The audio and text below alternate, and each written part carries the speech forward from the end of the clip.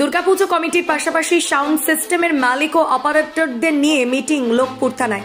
বাঙালির শ্রেষ্ঠ উৎসব আনন্দ উৎসব শারদীয়া দুর্গোৎসব ইতিমধ্যে রীতি অনুযায়ী পূজা অর্চনা শুরু হয়ে গেছে, যার ফলে ছোট বড় সকলের মধ্যে আনন্দের ছোঁয়া। এদিকে মুখ্যমন্ত্রী প্রেরিত 85,000 টাকার চেক পেয়ে সার্বজনীন পুজো কমিটির সদস্যদের মধ্যেও মণ্ডপ প্রতিমা সহ হাজার ব্যস্ততার ঝক্কির সাথে আনন্দ উল্লাস।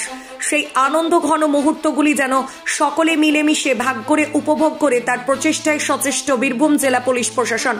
দুর্গোৎসব চলাকালীন অপ্রীতিকর ঘটনা এড়াতে তৎপর জেলা পুলিশ প্রশাসন।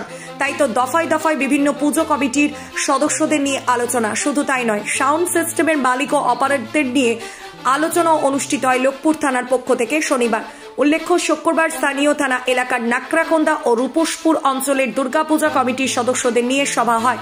শনিবার লোকপুর অঞ্চলের দুর্গাপূজা কমিটির সদস্যদের সাথে আলোচনা করা হয়। পরবর্তীতে সাউন্ড সিস্টেমের মালিক ও অপারেটরদের নিয়ে আলোচনা করেন। পূজা চলাকালীন কোন রকম ডিজে বক্স না বাজানো, উচ্চস্বরে মাইক না বাজানো, মদ্যপান থেকে বিরত থাকা, কোন রকম উচ্ছৃঙ্খল আচরণ না করা সহ বিবিধ বিষয়ে উদ্যোক্তাদের অবগত করা হয়। উপস্থিত ছিলেন লোকপুর থানার ওসি পার্থ কুমার ঘোষ, এসআই প্রবীর মণ্ডল, এএসআই নয়ন ঘোষ ও ইন্দ্রজিৎ রায় প্রমুখ বিশিষ্ট ব্যক্তিবর্গ। বীরভূম থেকে শেখ রিয়াজউদ্দিনের রিপোর্ট, নিউজ আড্ডা 20।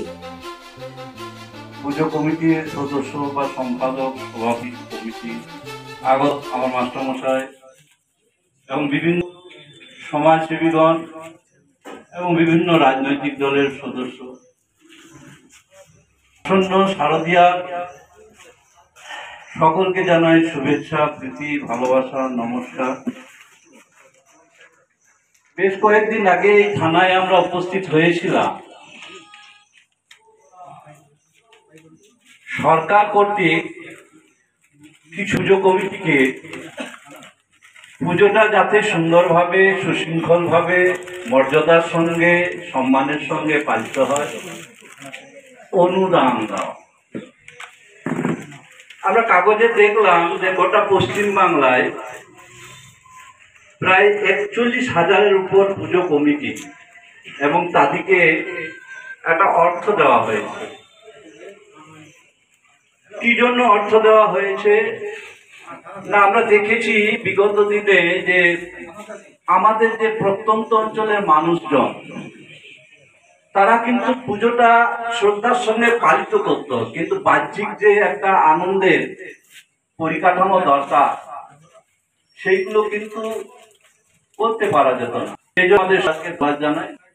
আমরা জানি পুজো কি জন্য হয়। একটা মানুষের মোটো থাকে যে সুশিক্ষিত হবো, হবো, সুস্বাস্থ্যকারী হবো, এগিয়ে নিয়ে যাবো।